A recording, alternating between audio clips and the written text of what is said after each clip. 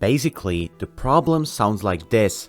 For decades, South Africa was under apartheid, a system that wrote segregation into law.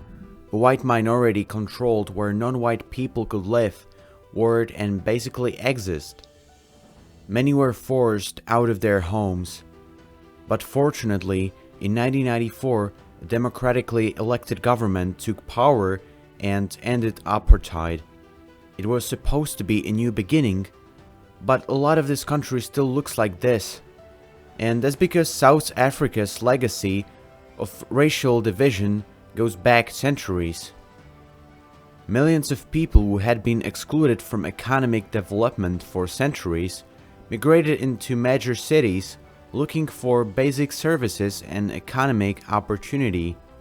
They settled where there was empty land, creating townships on the outskirts of major cities like Cape Town.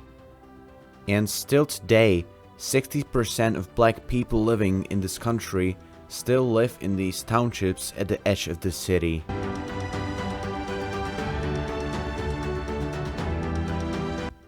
So yeah, just check out this. You see pretty decent modern houses here with palms, and everything looks pretty cool. Everything good. But you turn around and you see this. Like, it is terrible. From this point of view, I'm sure that inequality in South Africa is real. Unfortunately. In addition, when we look at the view from above, a big difference is seen, especially in the size of the houses.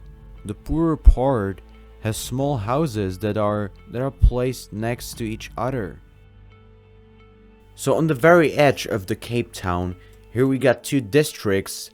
One of them is majority white, which is called Strand, and the second majority black, which is called Namzamo. And from the air point of view, you see a huge difference in the rooftops of these buildings. Look at how small they are. And yeah, I think it's pretty obvious how it looks like from the appearance. This is how this city is divided. Now, let's check these streets, how they look like actually, because that's another part of that. Here we got the Strand. Wow. It looks pretty decent. Pretty decent houses. Nice streets. Everything is clear. Looking good. Not bad place to live. Like, I don't know. Nothing wrong with that. But now we're gonna check out the... Wait a second. We're gonna check out the Namzamo. Here you can see these little small buildings. Let's check out. Wow. There's one thing that strikes me, like, what is it like to live on the other side, knowing that people live in such conditions just a short distance from you? God damn. I wonder if these people care. Like, overall, people hang their clothes in front of the house. Wow. I'm really sorry about what's going on here. Hope it will get better. Because it's like, yeah, it's just weird. I don't know. Alright guys, so now I'm just watching the scenery and yeah, it's just breathtaking. I don't mean in the positive respect, but like how bad it must be to be growing up here. Look at these streets. All around you are these kids, little kids walking around, walking down the streets. Wow. Just just look at this house. All these houses around. They're looking if they were like falling apart. I don't really know. Some wooden houses. Oh, just terrible, terrible condition of living. Look at these kids. Wow. There are many of them, like literally about like 20 kids in the street. And they're pretty small. I don't know what they're doing there, but wow. I'm kind of scared of them. Hopefully they are treated good. Hopefully nothing wrong is gonna happen to them. I hope it's safe.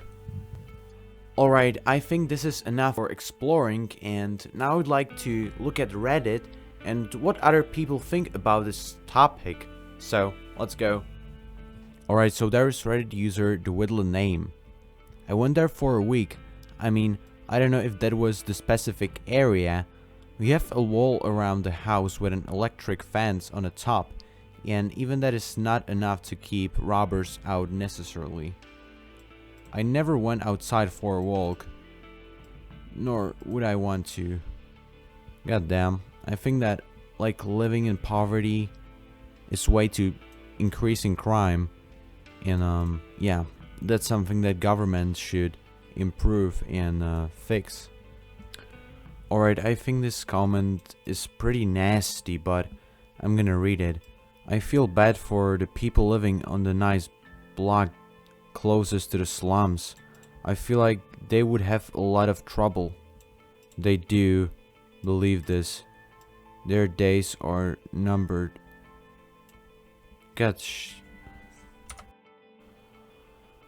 I really don't know. I don't think it's their fault and you shouldn't blame them. Their history was quite complicated, and it was mainly the richer part of people who got them where they are. Like,